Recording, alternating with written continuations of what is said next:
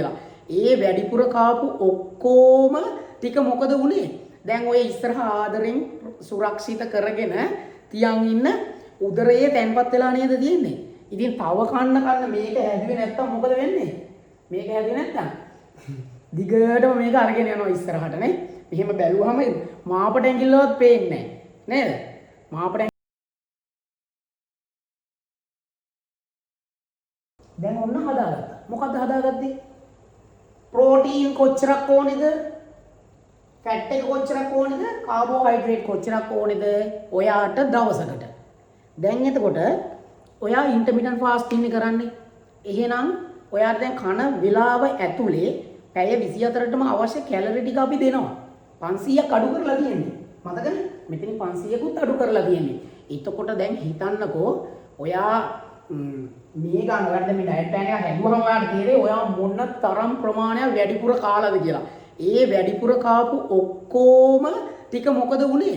දැන් ඔය ඉස්සරහා ආදරෙන් සුරක්ෂිත කරගෙන තියන් ඉන්න උදරයේ තැන්පත් වෙලා නේද තියෙන්නේ. ඉතින් තව කන්න මේක හැදුවේ නැත්තම් මොකද වෙන්නේ? මේක හැදුවේ නැත්තම් දිගටම මේක අරගෙන යනවා ඉස්සරහට නේ. මෙහෙම බැලුවම මාපට ඇඟිල්ලවත් පේන්නේ නැහැ නේද? මාපට ඇඟිලි දෙකවත් කොහොම බැලුවම පේන්නේ නැති තරමට ඉස්සරහට උදරය සුරක්ෂිතව අරගෙන යනවා. ඒකින්ද තමයි මේ ඩයට් ප්ලෑන් එකක් හදන එක දෙවනියට මම ගත්තේ. හරි. ඔන්න දැන් අපි මෙතෙන්ට වෙනකන් කතා කරා. දැන් ඩයට් ප්ලෑන් එක හදමු. තව විනාඩි 17ක් ගිහිල්ලා ඉක්මනට ඉදු ටික ගන්න. රයිට්. ඔන්න මම මෙනු එක ලියාගෙන යනවා. බ්‍රේක්ෆාස්ට් එක ලන්ච් එක.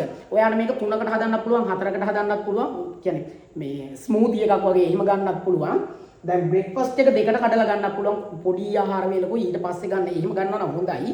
හරි. දැන් මම එහෙම මොකුත් ගන්නද ඉගැන්වීමේ පහසුව වෙනුවෙන් ඔයාට බ්‍රේක්ෆාස්ට් එකයි ලන්ච් එකයි කියලා කඩනවා.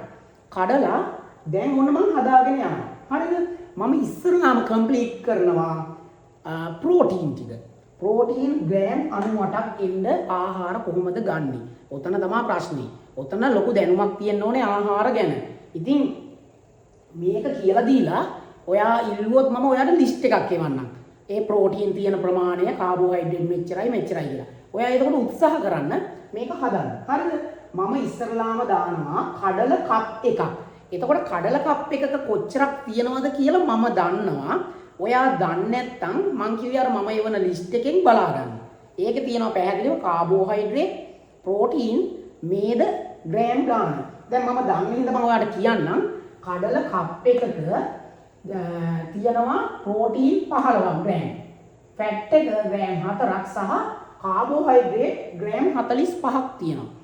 අපි දැන් මෙන්න මේ ටික තමයි කම්ප්ලීට් කරන්න යන්නේ. මෙන්න මේ ටික මෙන්න මේ ටිකනේ කම්ප්ලීට් කරන්න යන්නේ. දැන් බලන්නකෝ. එතකොට ඔන්න මම දැන් මේ 98න් 15ක් ෆිල් කරා. ප්‍රෝටීන්. හරිද? ඊට පස්සේ ළමයි මම දැන් මේ විතර ලියන්නේ තෝරන බ්‍රේක්ෆාස්ට් එක බ්‍රේක්ෆාස්ට් එක හදලා ඉමුකෝ. ඊළඟට මම බිත්තර දෙකක් ගන්නවා.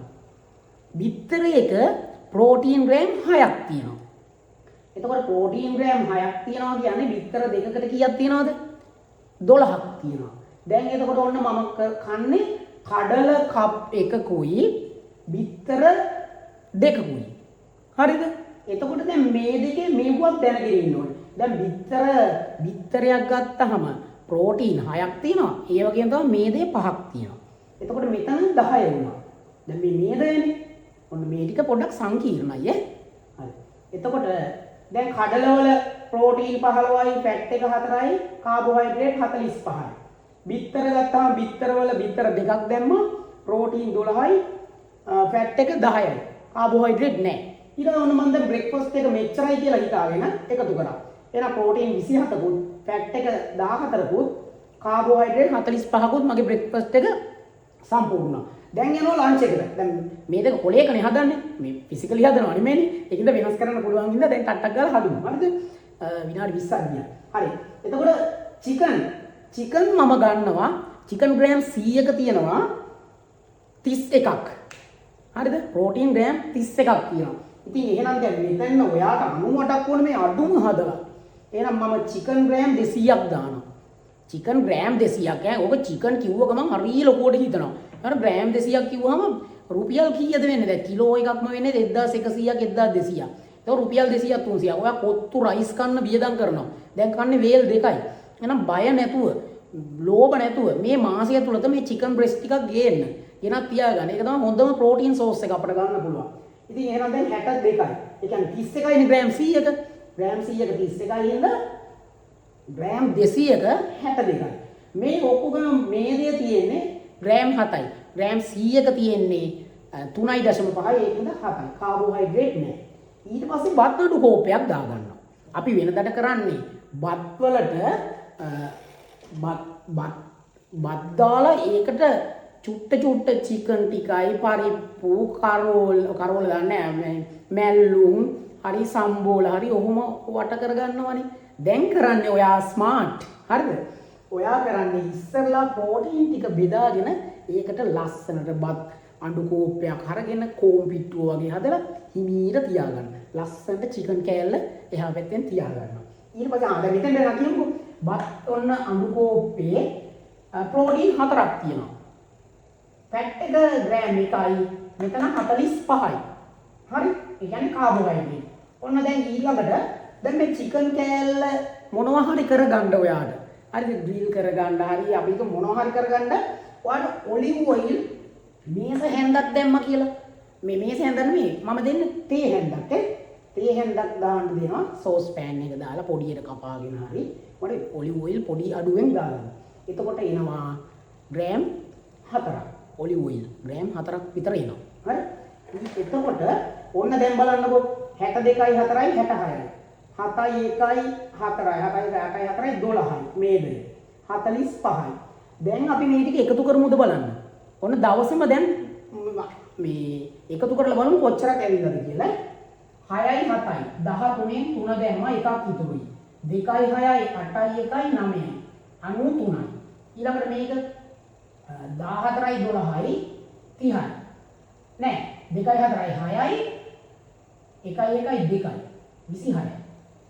ඊළඟට 45යි 45යි 90යි. දැන් අපිට ඩයට් ප්ලෑන් එක හදාගන්න ඕනේ උනේ මෙන්න මෙහෙමනේ. ප්‍රෝටීන් 98ක් ඕනේ 93ක් ඇවිල්ලා තියෙනවා. දැන් අඩුපාඩු හදාගන්න පුළුවන්. මොකද්ද කරන්නේ? බිත්තරයක් දානවා තව. බිත්තරයක් මෙතෙන්ට එකතු කරගන්නවා. දැන් බිත්තර 3 වුණා.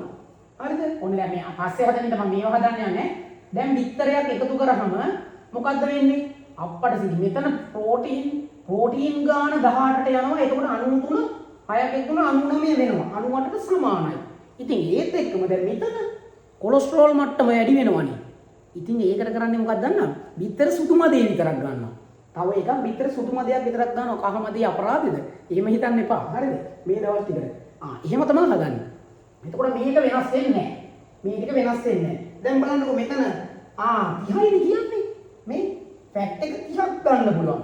එහෙනම් ඔන්න බිත්තරේ එක අයින් කරන්න. ඒක ඒ කියන්නේ බිත්තරේ කහ මදේ කොහොමද අයින් කරනවා? ඒ ගැන හිතන්න එපා. ඔන්න දැන් අපි මෙහෙම හදාගත්තා. දැන් පිටෙන් එකතු කරලා ඔන්න මේක 98 කරගත්තා කොහොම හරි. ඊළඟට දැන් මෙතන බලන්නකො 90යිනේ. 90යි අපිට කන්න කියන්නේ කීයද? 102ක්. කාබෝහයිඩ්‍රේට් වැඩිපුරම තියෙන මොකේද? බත්වල. බත් මං කිව්වේ කොච්චරද? කප් එකක්. තව මේස හැන්දක් වැඩිපුර දාගන්න. එච්චරයිනේ. තව මේස හැන්දක් වැඩිපුර දාගන්න ගමන් මේක 100යි 102 කරගන්න පුළුවන්. හරිද? ඊට පස්සේ දැන් 26ක් තියෙන එක ෆැට් එක. හරියටම හදනවා නම් දැන් ඔයා තව 4ක් දාගන්න පුළුවන් නේ. පොල් හැන්දක් දාගෙන මේ මැල්ලුම ගොටුකොළ මැල්ලුමක් දාගන්නකෝ. ගොටුකොළ මැල්ලුම ගොටුකොළ සම්බෝලය දැන් මේ දෙක විතරක් ගන්න බෑනේ. ගොටුකොළ සම්බෝලයක් හදාගන්නවා පොල් හැන්දක් දාලා. එතකොට මෙතනත් ගානට 4ක් එනවා. හරිද? 24යි මේ 4ක් එනවා. දැන් ඔන්න කම්ප්ලීට්. මේකත් හරි මේකත් හරි. දවසේ කැලරි අවශ්‍යතාවයට සම්පූර්ණ විදිහට ඔයා ඩිපොසිට් එක කැලරි ඩිපොසිට් එක කියන්නේ මේ 500ක් අඩු කරපු එක. ඒකත් කරගෙන හරිම ලස්සනට ඩයට් ප්ලෑන් එක හදාගත්තා. මේ විදිහට ඔයාට මුළු හැමදාම දැන් මම ලිස්ට් එකේ එව්වොත් එහෙම ඔයාට හදාගන්න පුළුවන්. සංකීර්ණයි පොඩක් මහන්සි වෙන්න ඕනේ. ඉතින් මේ විදිහට තමයි ඔන්න ඩයට් ප්ලෑන් හැදෙන්නේ. එතකොට මේකෙදි ඔයා අනිවාර්යෙන් වෛද්‍ය උපදෙස් ගන්න කෙනෙක් නම් ඒක වෛද්‍ය ප්‍රථම මේ මොනවද බෙහෙත් ගන්න කෙනෙක් නම් ඒ පිළිබඳ සැලකිලිමත් වෙන්න ඕනේ. heart patientලා ඉන්න පුළුවන්. ඊට පස්සේ ප්‍රෙෂර් වැඩි කට්ටිය එතකොට කල්පනා කරන්න ඕන ලුණු කොච්චරක් ගන්නවද අඩුවෙන් ගන්න ඕනේ වැඩියෙන් ගන්න ඕනේ කොලෙස්ටරෝල් තියෙන කට්ටිය එතකොට ඒවා අඩු වෙන කට්ටිය එතකොට අපි ඉස්සරලාම ලියා ගන්න ඕනේ ප්‍රෝටීන් මේ අඩංගු ආහාර මොනවද මස් මාළු බිත්තර දැන් මාළු වල ග්‍රෑම් 100ක 24ක් තියෙනවා බිත්තර එක 6යි ඔය විදිහට දැන් රටකජු ටිකක් එකතු කරනවා අන්තිමට මොනවා හරි අඩුපාඩුවක් තියෙනවා රටකජු එතකොට රටකජු වල ප්‍රෝටීන් 7.5ක් තියෙනවා මේ අහුරක හරි එතකොට අනිත් එක තමයි දැන් බත්ම කන්න කියලා එකක් නැහැ මෙන්න මේ ටික තමයි වැදගත්ම දේ දැන් අපි අලුත් රෙසිපි ටිකක් හදාගන්න බත් වලින් අත මිදෙන්න හරිද එතකොට අපිට මොනවද භාවිතා කරන්න පුළුවන් කඩල හොඳට තම්බලා ඒ 3 bean salad එකක් හදන්න පුළුවන් තව මොනවා හරි එකතු කරලා එහෙම නැත්නම් කඩල රෙසිපි කියලා ගහපුවම ඕන තරම් තියෙනවා මේකට මොනවා හරි ග්‍රීක් යෝගට් එකක් දාගන්න පුළුවන් මීකිරි දාගන්න පුළුවන් සැලඩ් මොනවද සලාද වල චූටියට කපලා චෙරි ටොමැටෝ තියෙනවා තක්කාලි වෙන ඔය අපේ තියෙන තක්කාලි තියෙනවා පිපිඤ්ඤා කියලා ගමේ අර ලා සුදු පාට පිපිඤ්ඤා තියෙනවා ආයේ කියුකම්බ කියලා ඉල්ලුවාම දෙන්නේ අර කොළ පාට එක ඒක ලංකාවේ හැර දෙකම කියුකම්බ තමයි ඒවට පිපිඤ්ඤා කියලා ඉල්ලුවාම අරකින් දෙනවා කියුකම්බ කියලා ඉල්ලුවාම කොළ පාටකින් දෙනවා හොඳ පොෂ් එක ඉතින් ඔයාලට කැමති දෙකෙන් එක කෝකත් එකයි එකකවත් කැලරි නෑ ඉතින් ඒව දාලා හොඳට බඩ පිරෙන්න කන්න ඊළඟට එළවලු දැන් ඔයා බත් එක උයනකොට උඩ ගෑස් කුකර් එකේ මේ රයිස් කුකර් එකේ උඩින් තියාගෙන ස්ටීම් වෙන බෝංචි ටිකක් කපලා කැරට් ටිකක් රතු වල ටිකක් ඔය විදිහට බත් එක ස්මාර්ට් විදිහට හදාගන්න බත් එක කියලාවත් කියන්න එපා මේ කෑම එක හරිද ඒ තරම් බත් චුට්ට අයින් කරලා මේ ලොකු විනාශයෙන් වළක්ව ගන්න ඔයා මාසයක් එක දිගට try කරන්න හරි ඉතින් මම කියන්නේ ගොඩක් වෙලාවට මේ බත් වෙනුවට දැන් බත් ගත්තත් කමන්නේ කැකුළු හාල් පුළුවන් තරම් අඩුවෙන් ගන්න අනිත් ඒවා ගන්න. දැන් රස නැති. ඒක ගැන බත් ගැන ඔන්න වීඩියෝ එකක් මම දාලා තියෙනවා මගේ channel එකේ ඔන්න ගිහිල්ලා බලන්න. බත් තෝරගන්නේ කොහොමද කියන එක. මේවා තියෙන කියන්නේ දැන් ඔය රස සුපිරි සම්බ තියෙනවනේ. ඒව කන්න සීනි මට්ටම වැඩි වෙනවා. ඉහළ යනවා. අපිට ප්‍රතිඵල ගන්න අමාරුයි. එතකොට මේ මොනවද කියලා ඔයා ඒකෙන් බලන්න නැත්නම් වෙලාව යනවා. මේ කඩල කෝපි මුං ඇට තන්තු බහුල ආහාර ගොඩක් ගන්න. පලා වර්ග එකතු කරගන්න. එළවලු එකතු කරගන්න. ඒවා කැලරි මට්ටම මේකට බලපාන්නේ නැහැ. හැබැයි විටමින් සහ khනිජ ලවණ එකතු වෙන්න ඕනේ තමයි ඒ ටික ඒ විදිහට ගත්තී. ඉතින් මේක මහ ලොකු දෙයක් නෙමෙයි. ෆ්‍රිජ් එකේ දාගෙන එකපාර උයලා උදේ හවසයි ගන්නත් පුළුවන්. දැන් මස් ගෙනල්ලා තියාගත්තොත් ඔයා මේ දෙක මාරු කරා කියන්නකෝ. ආයේ ෆ්‍රිජ් එකේ දාගෙන උදේට ගන්න පුළුවන්. කඩලා තඹ ගත්තොත් රැයට ඒකෙන් සලාඩ් එකක් හදාගන්න. කඩල සලාඩ් එකක්. එතකොට මේ තව ඔයාලට එකතු කරගන්න පුළුවන් ඕට්ස් වගේ දෙයක්. ස්මූති එකක් හදාගන්න පුළුවන්. අලිගැට peer බෑවක් හදලා සීනි මොකුත් එකතු කරගන්න නැතුව බ්ලෙන්ඩරේ අරගෙන ගහගන්න. තව ඒකට එකතු කරගන්න ඔය අනම්මනම් දේවල් ටික. ඉතින් ඒ ටික ඔයාලට තේරෙන්නේ නැත්නම් අහන්න මම ලිස්ට් එකක් එවන්නම්. හැබැයි මෙන්න මෙහෙම දෙයක් තියෙනවා. ඩයට් ප්ලෑන් නම් හදලා ඉල්ලන්න එපා. ඒකට අනිවාර්යෙන්ම මටත් ලොකු කාලයක් යනවා. මෙහෙම පුද්ගලයෙකුට ආවේනිකව සතියකට ඩයට් ප්ලෑන් එකයි කියන්නේ මාසෙකට හදන්නේ සතියක් ඇතුළත. ඒ කියන්නේ සතියක එකක් තමයි මාසෙකම ඩයට් ප්ලෑන් හදන්නේ. එහෙම හදනවා නම් මම මුදලක් අය කරගෙන තමයි හදන්නේ. ඒක ඇත්තටම කියන්න ඕනේ මොකද මේ වෙනුවෙන් මට කාලයක් නාස්ති කරනවා නම් ඒකට වටිනාකමක් දෙන්න ඕනේ මුදලක් දෙන්න ඕනේ. මේ ලෝකේ හැම දෙයකටම වටිනාකමක් තියෙන්න ඕනේ. නැත්තම් අගයක් නැහැ. හරිද? ඉතින් ඒක මේ වෙනම කතාවක්. එතකොට මේ විදිහට තමයි ඔයාගේ ඩයට් ප්ලෑන් එක සකස් කරගන්න ඕනේ. ඔයා හිමීට ඉඳගෙන දවස් 7ට එකම මෙනු එක හරි කමක් නැහැ බෝරින් නැත්තම්. බෝරින් ඩයට් ප්ලෑන් හදාගන්න එපා. හොඳට රස විඳින්න පුළුවන් විදිහට මේක හදාගන්න. හදාගෙන එහෙනම් මේක පුළුවන් ඔයාට දැන් මේක මේ කොලයක ලියාගෙන අඩුපාඩු චෙක් කරගන්න. ඊට පස්සේ දැන් මේක කියලා දෙනකොට හිනට වෙලා යනවා පේනවනේ. ඉතින් මම කොච්චර අඩුවෙන් කියලා දෙන්න හදුවත් දැන් කොච්චර වෙලාවක් ගියාද කියලා. ඒකින්ද මම මේක දෙකට කඩලා තමයි දාන්න වෙන්නේ. හරි. එතකොට දැන් මේ ලිස්ට් එක ලියාගෙන ඔයා බඩු ලිස්ට් එක වෙනම ලියා ගන්න. දැන් මේ කඩල මෙතනක් දාගත්තා ආයේ බදාදරක් දාගත්තා කියලා හිතන්නකෝ. එහෙනම් කඩල කොච්චරක් ඕනේද?